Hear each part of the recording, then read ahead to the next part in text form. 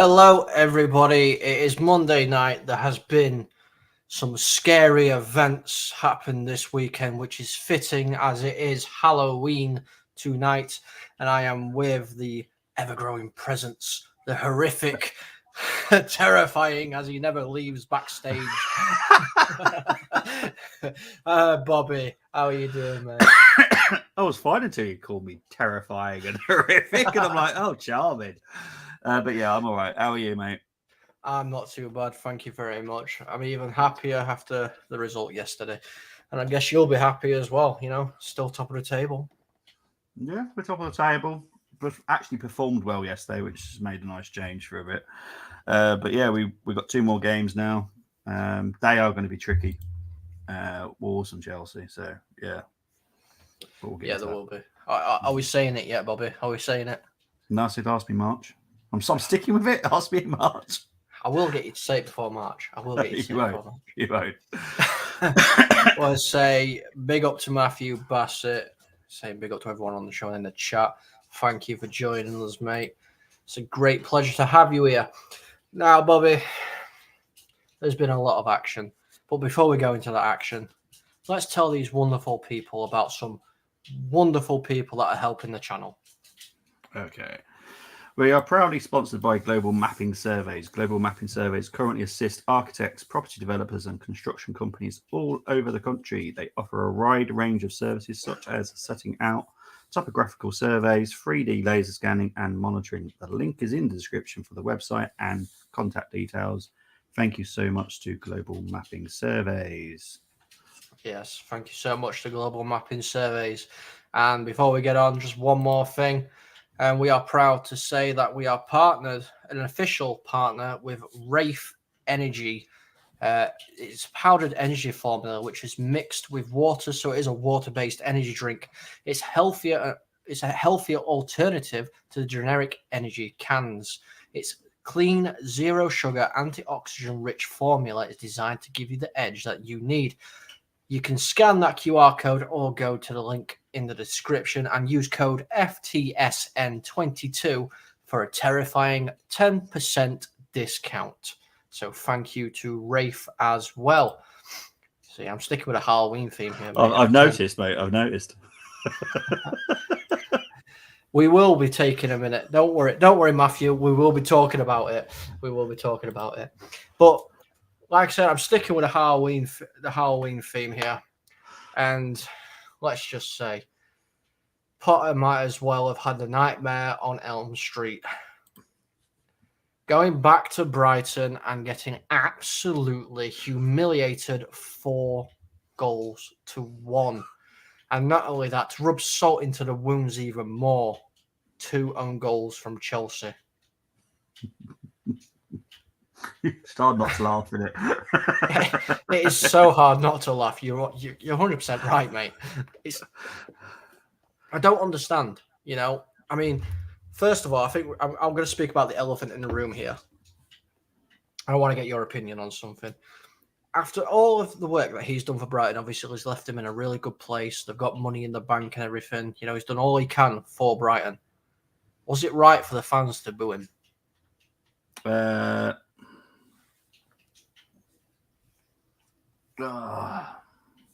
It's a tough one because I do get it, because it's also the club that's made him as well, to a degree.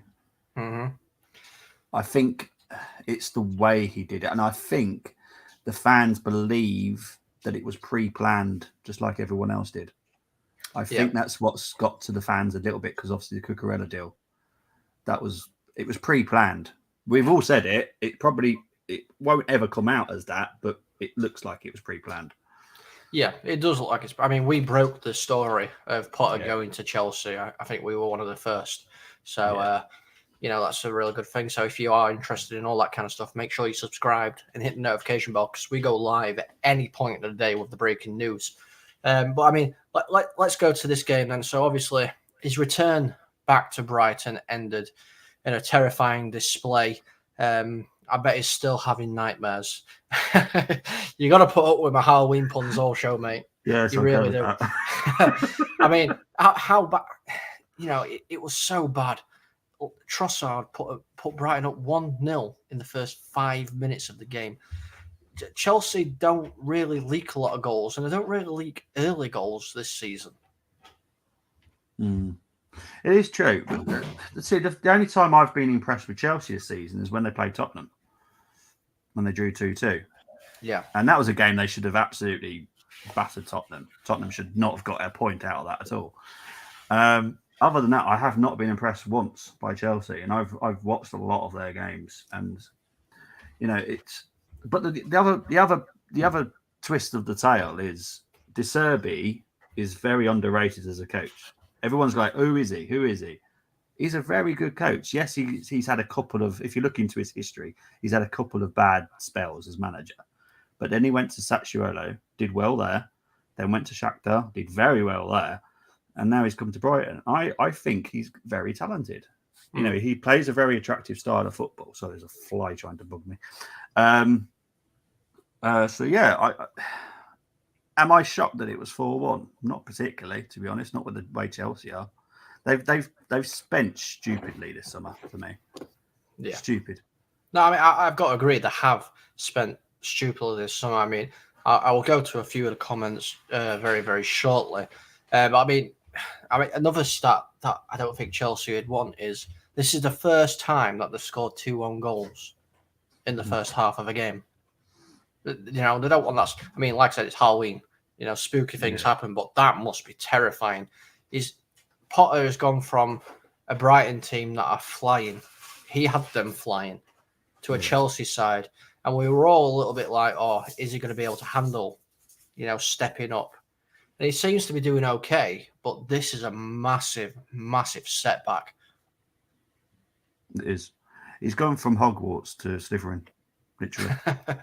Exactly. But I mean, yeah, I've got the match stats up there as well, obviously. Yeah. As well. Chelsea, more possession. We know Potter likes his possession anyway. But they were outdone in shots on target, shots in general. They had less touches, so they were quite happy for Chelsea to have the ball.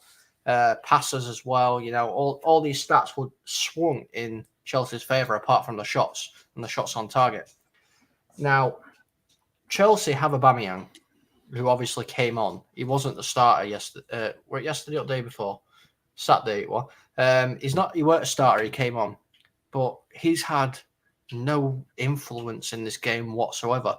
And I think it was a bit of a waste of money to bring Aubameyang in because he's not really done a lot. It seems to be the regular goal scorer who we can see there, Kai Havertz. Yeah. Well, it's the Arsenal Aubameyang. This is what he was doing at Arsenal. Nothing. And everyone said, oh, it's Arteta and all this. I was quite happy for him to leave, mainly for the other things that he got up to. But I was quite happy for him to leave. He wasn't playing well for us. It doesn't suit that type of system, non-stop attacking. It doesn't suit him anymore. He's at that age now. He can't do that. Yes, he did okay at Barcelona, but it was only okay. He didn't do brilliant at Barcelona. Not for me anyway. I don't know about you, but I do think he did well. I think it was a waste of money. I think they could have done better, but this is not Graham Potter spending the money. Obviously, he only came in September, so this is none of his players. If it wasn't pre-planned, if it was his, then he's got it very, very wrong. But if not, it's down to Todd. He's the one that's just throwing some cards at the wall and just throwing some darts, and which ones land. That's the guy I'm going to sign. Well, exactly, mate. I mean, this scoreline could have been a lot worse if it weren't for the brilliant, even though they lost 4-1, the brilliant display by Thiago Silva. Yeah. He's fantastic. What were it? 2 goal line saves he made on Saturday as well. He's just mental, isn't he? He must be thinking. He must be thinking, Jesus, get me out of here. Not as in, Gabriel Jesus. As in, that's what I was thinking exactly the same thing. I'm thinking Gabriel Jesus will just go down to Stamford Bridge, go and get him out. But take it to Arsenal. Yeah, but it would not surprise me if in January Chelsea go out and spend mega bucks. I don't think they should, because I think that's silly spending that much money in January. Mm-hmm. But it wouldn't shock me because none of these players are doing well. Obviously, the Reece James is bad. It's nothing they can do about that. Yeah. That's a big loss. But Cucurella, that's got to be talked about because he's not performing. No, he's not performing at all. He really isn't. And before we move on, it's going to be a very, very quick show. I do feel like it's going to be a very quick show. Before we move on, obviously, January transfer window is coming thick and fast. There's not many games left before it.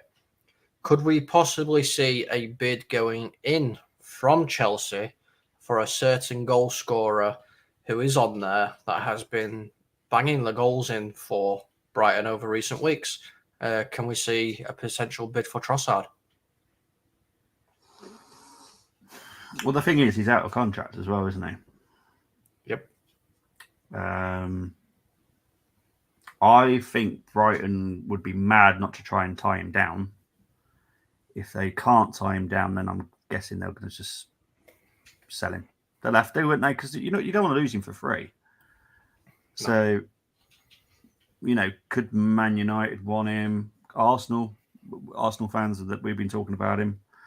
I'm trying to think with Tottenham. I don't think Tottenham would. To be honest, Liverpool could do with him. Liverpool could do it 100 players, but but that is someone that I think would suit Liverpool style. Really would. Yeah, I got to agree. It would honestly suit Liverpool style. For the people in the chat, please do tell me if you would take Trossard at your club.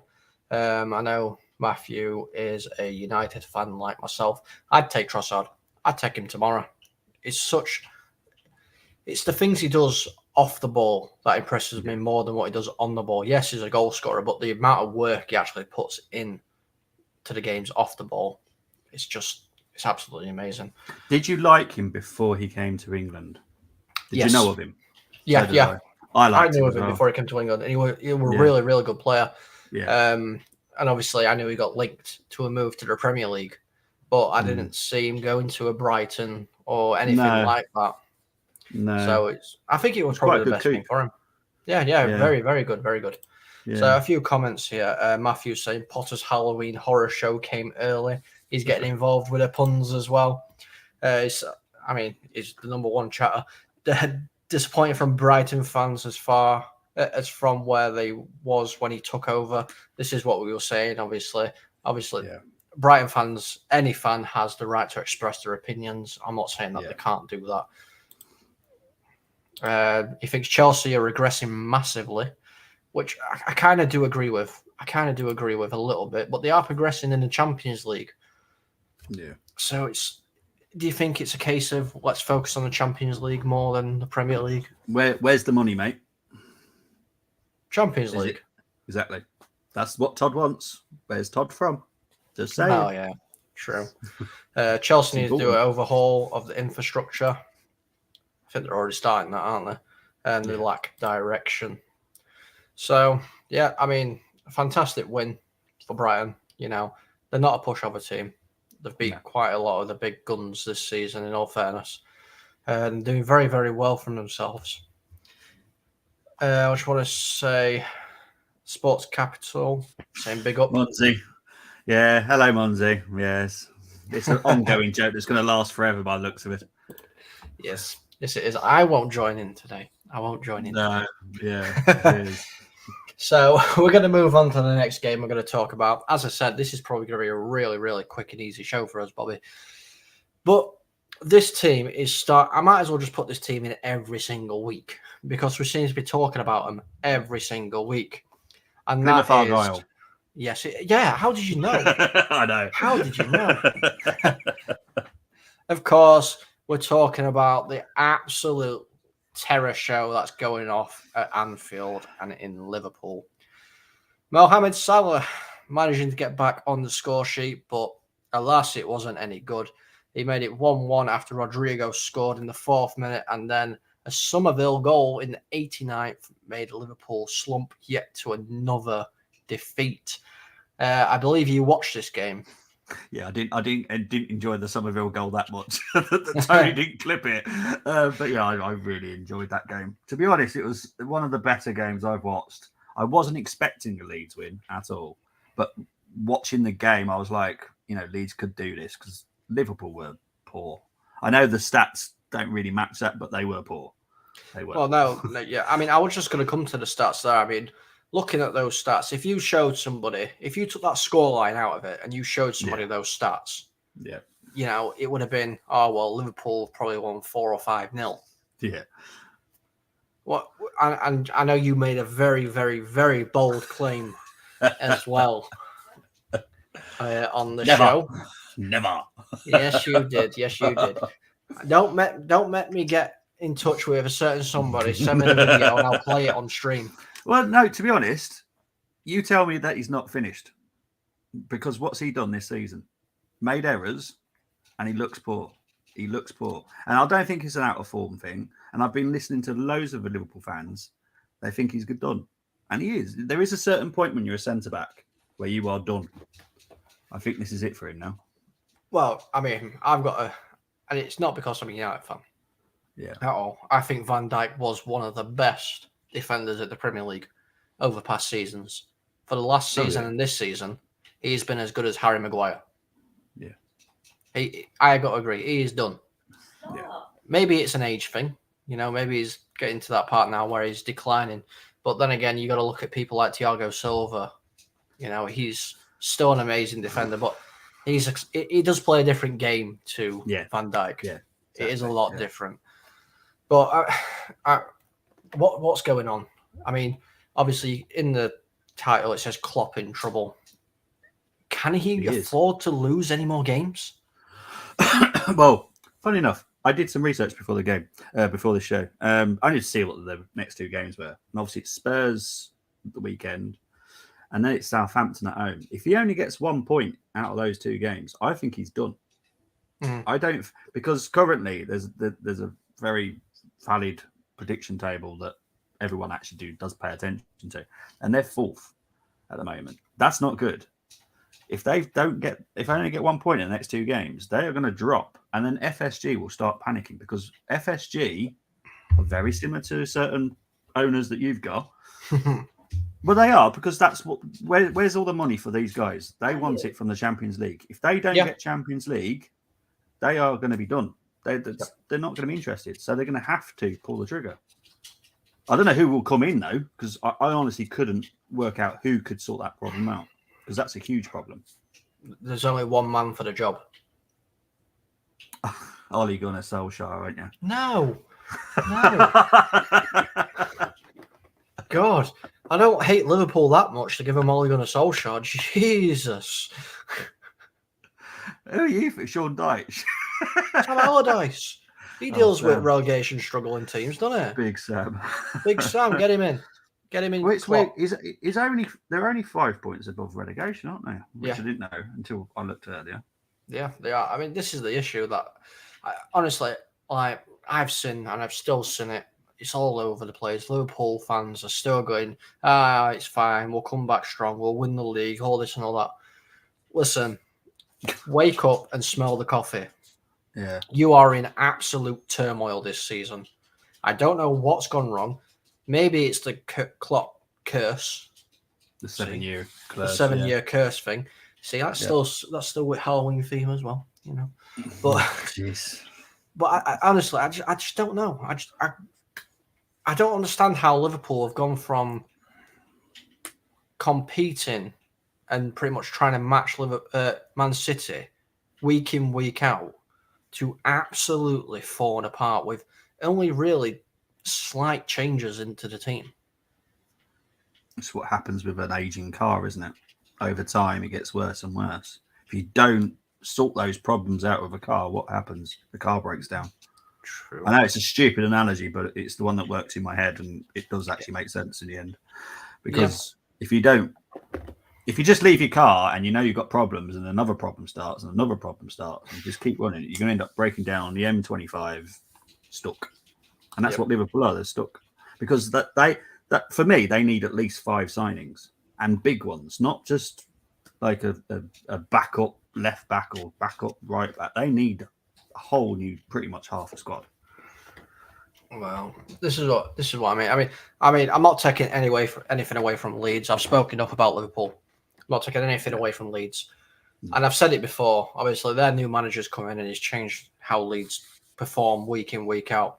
And Meslier as well, he's stepped his game up. He got man of the match over the weekend for Leeds United. And he has turned into a very... I knew he was going to turn into a good goalkeeper anyway. You know, as a goalkeeper, you can kind of see the potential in other people and stuff like that. And I knew he was going to be a good goalkeeper, but he seems to be going above the expectations of himself this season. And I think Leeds are going to do reasonably well this season, probably mid-table. Yeah. I think I'm going to slightly disagree with Meslier.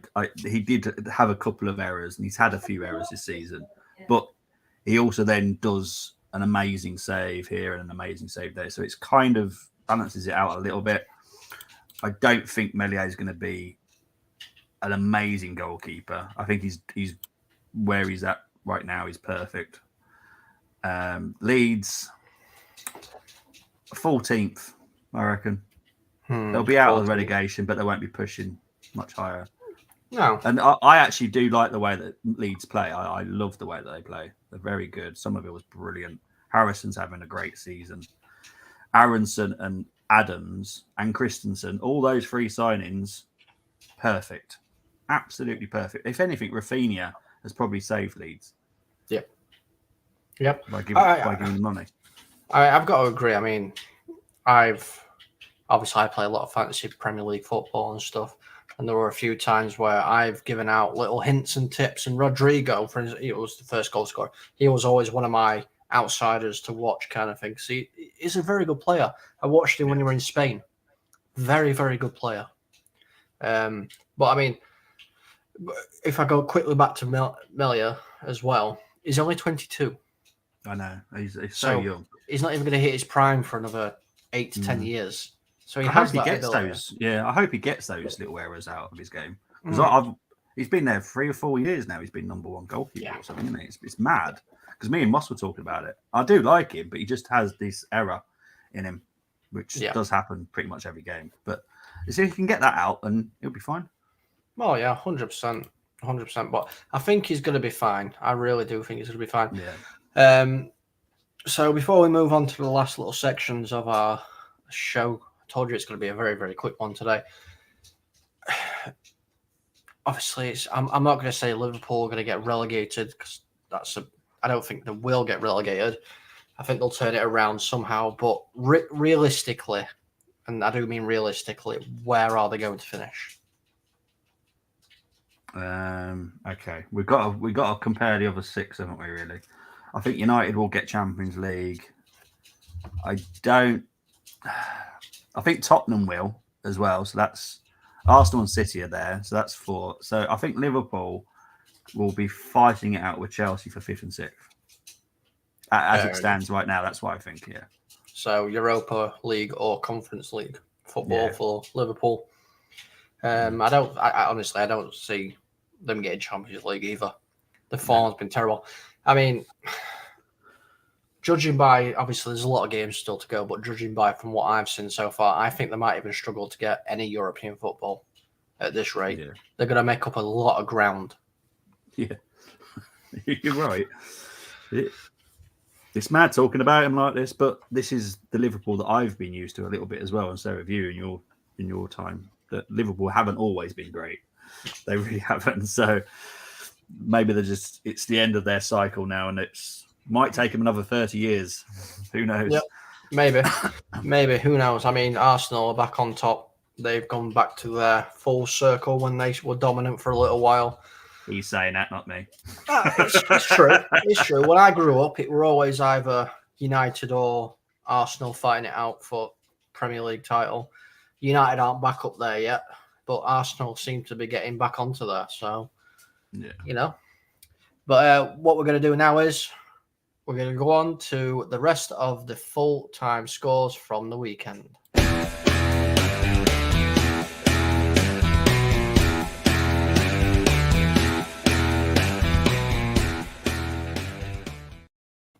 If only I could have clipped what was going on backstage, I'll tell you. That's why I do it backstage so nobody can see. I might just get my phone ready next time, just record it. No, don't do that. So these are your full-time results from the weekend. starting at the top, which will be Sunday, and working our way down. So Bobby's Arsenal absolutely chopped down Nottingham Forest. The scary Forest is no more. Arsenal 5, Nottingham Forest 0. Manchester United destroyed. No, I'm joking. Man United comfortably defended a 1-0 lead. And I say comfortably because it wasn't very comfortable at all. I was, a bit scared. Last 10 minutes was, Yeah, the last 10 minutes was very scary. But a 1-0 victory to Manchester United manages to see West Ham off. Manchester City, without Erling Haaland this weekend, still managed to beat Leicester, but only by a goal. So they won 1-0. Bournemouth lost 3-2 to Spurs. Unfortunately, Bournemouth couldn't pull through to do myself and Bobby a favour. Neither one of us really likes Spurs. Me, because we're chasing them down. You, because you're an Arsenal fan. Yeah. Brentford and the team that Bobby lives near, Wolverhampton Wanderers, drew 1-1. Obviously, as we spoke about earlier, Brighton absolutely decimating Chelsea 4-1. Crystal Palace managing to see off Southampton 1-0. The outsiders who are looking to try and push into the Champions League and European football spots, Newcastle managed to beat Aston Villa 4-0. Seems like old Slippy G might not have been the problem at Aston Villa. Fulham drew 0-0 with Everton, and Liverpool once again getting beat by a team lower than them in the table, Leeds United. And here is, I know it's really small, I do apologise, people, but this is your up-to-date Premier League table. As you can see, Arsenal are top with 31 points. Slowly nipping at their heels is Manchester City, are in second on 29. Tottenham Hotspur and Newcastle United are in third and fourth. Manchester United currently sitting in fifth, but with a game in hand on the two teams above them. And then if we go down towards the bottom of the table, Nottingham Forest are in 20th place with 9 points. They need to somehow start picking up more points. Wolves are in the bottom three along with Leicester. Leeds United, after that win, go on to 15th place with 12 points, and Brighton above Liverpool, slowly catching the team that they demolished, Chelsea. So that is your full-time sports roundup. Please do join us tomorrow at the same time, 7:30, where we will be talking something a little bit of a touchy subject to me. The other guest, Ross, he's going to absolutely love it. And I think Bobby's going to be a bit impartial. Bobby's going to be the referee between me and Ross. Yeah, might have to be, yeah. Yeah, you're going to definitely have to be, mate. You're going to have to be. So that's at 7:30 tomorrow, the Football Lounge. What else have we got going on this week, Bobby? We've got Arsenal, FC Zurich on Thursday. Ollie's got his Mullet show on Friday now. Yes, it's changed for Friday. Saturday, I've got the greatest game of the whole season, Everton versus Leicester. Can't wait. Then we've got Chelsea, Arsenal, and then Spurs versus Liverpool on the Sunday. So double watch long on Sunday. Yes, double watch long on Sunday.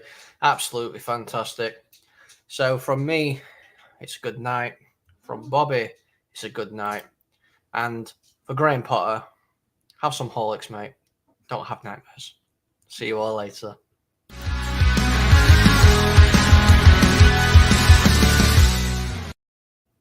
Shit,